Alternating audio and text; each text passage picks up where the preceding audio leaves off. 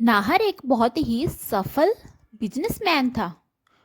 वो हमेशा पैसा कमाने के बारे में सोचता रहता था कि कैसा तरीका अपनाया जाए कि ज़्यादा से ज़्यादा पैसा कमाया जाए और हमारा बिजनेस ग्रो हो। उसके लिए बिजनेस से और पैसे से बढ़कर कुछ भी नहीं था। माँ बाप भाई बहन उसके लिए कुछ जैसे मानो थे ही नहीं। उसको इतना क्रेज रहता था बिजनेस बढ़ाने का और पैसा कमाने का।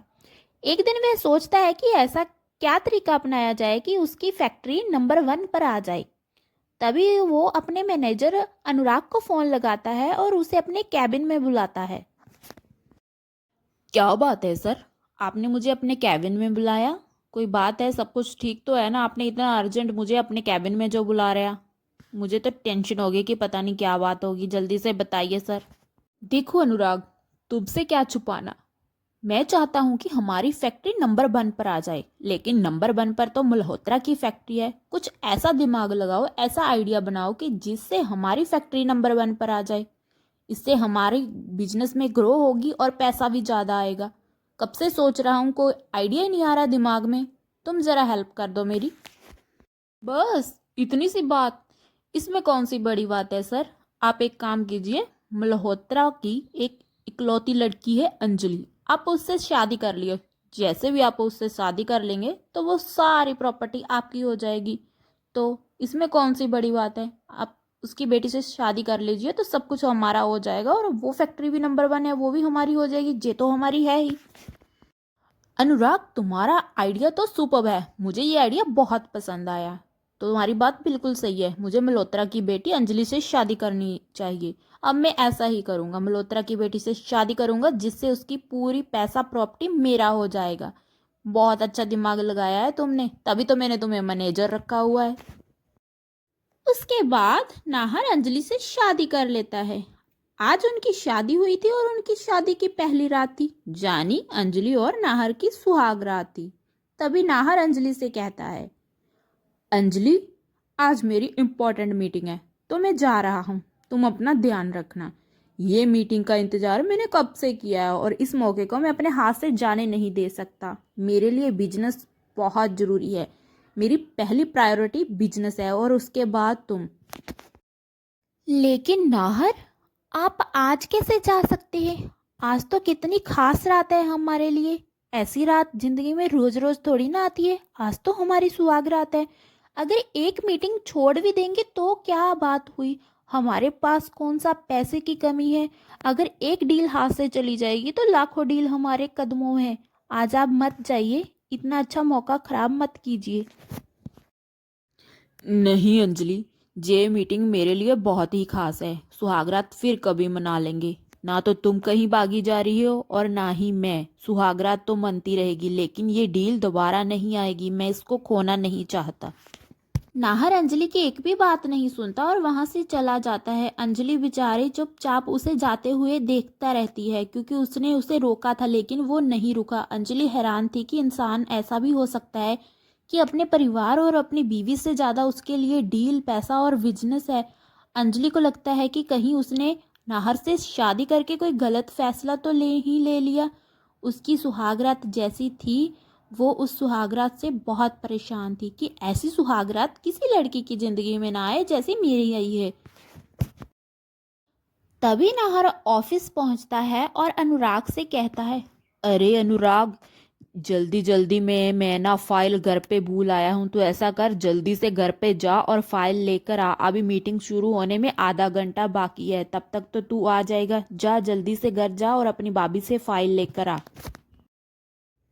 तभी अनुराग फाइल लेने के लिए नाहर के घर चला जाता है। अरे, आप कौन है? मैंने आपको पहचाना नहीं। कोई काम था आपको? नाहर जी तो अभी घर पर नहीं है, वो तो ऑफिस गए हैं। कोई बात है तो मुझे बता दीजिए। अरे भाभी जी, आप मुझे कैसे पहचानेंगी? आपने पहले मुझे देखा ही नहीं था।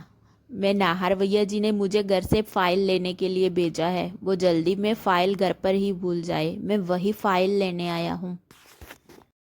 अच्छा अनुराग जी, ठीक है, आप फाइल ले जाइए। देखिए ना आपके नाहर सर कैसे हैं। आज हमारी शादी की पहली रात है और वो ऐसे ही ऑफिस चले गए।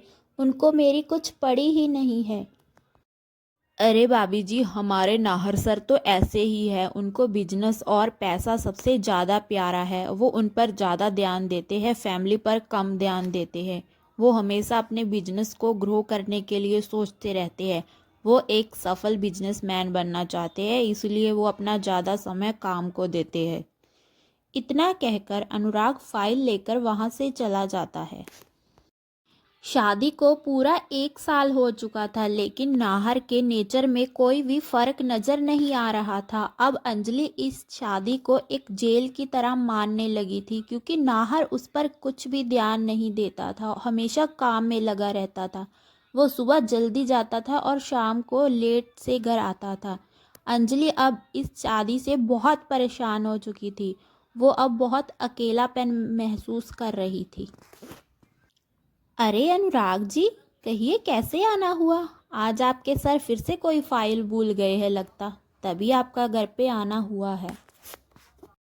हाँ जी भाभी जी, मैं फाइल लेने ही आया हूँ। आज तो आप बड़ी प्यारी लग रही हो भाभी जी, कोई खास बात है क्या? हाँ अनुराग जी, आज हमारी शादी की सालगिरह है, इसलिए मैं थोड़ा अच्छे से तैयार हुई थी कि शायद इनको अच्छा लग जाए। देखिए, लेकिन जे आज के दिन भी घर नहीं आए, आज के दिन भी काम ही कर रहे हैं।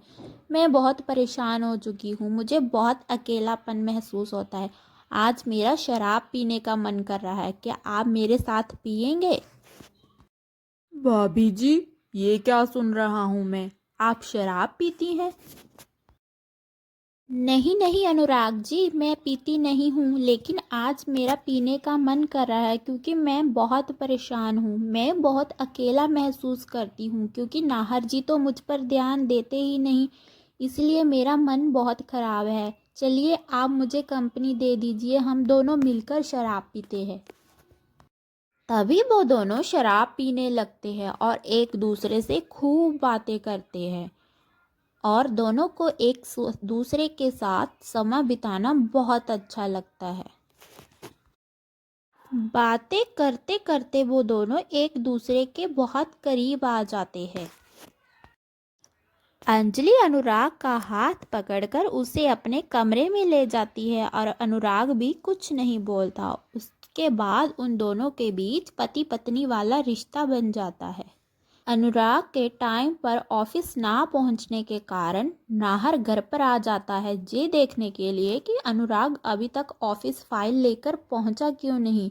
जैसे ही नाहर कमरे में आता है, देखता है कि वे दोनों एक साथ सोए हुए होते हैं। तभी नाहर बोलता है, अरे ये क्या कर दिया तुम दोनों ने। तुम दोनों को कोई शर्म हया है भी के या नहीं? ये क्या कर रहे हो तुम, मेरे घर में मेरी ही बीबी के साथ सो रहे हो। तुम हमसे इस तरह से बात नहीं कर सकते, हमारा कसूर ही क्या है। तुमने कभी मुझ पर ध्यान दिया है, कभी सोचा है कि मुझे क्या चाहिए? बस हमेशा पैसा पैसा पैसा। अब रहो अपने पैसे के साथ, मैं अनुराग के साथ बहुत खुश हूँ। तुम अपने पैसे के साथ रहो और मैं अनुराग अपने प्यार के साथ रहेंगे।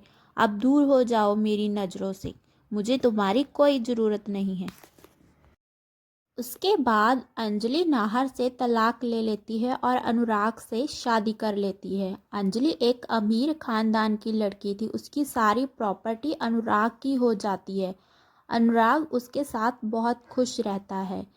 इस कहानी की सीख, लालच बुरी बला है। नाहर ने पैसे के चक्कर में अपना परिवार खो दिया।